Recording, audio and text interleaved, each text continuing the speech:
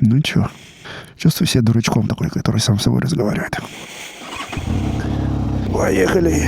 Очень много видео есть в интернете, где мотоциклисты ругаются на машины, на водителей, когда их не пропускают или когда не включают поворотники. Кричат, машут им что-то там. Когда ты на мотоцикле ездишь, это отличный способ вообще научиться брать ответственность за все происходящее.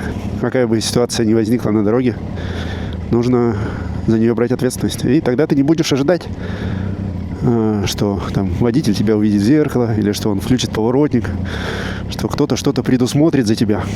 Если этот навык отработать здесь, я считаю, что и в жизни саму суть этого навыка перенять очень не мешало бы очень многим людям. То есть вот он выезжает, должен он меня видеть? Должен вроде как, но я на это никоим образом не рассчитываю.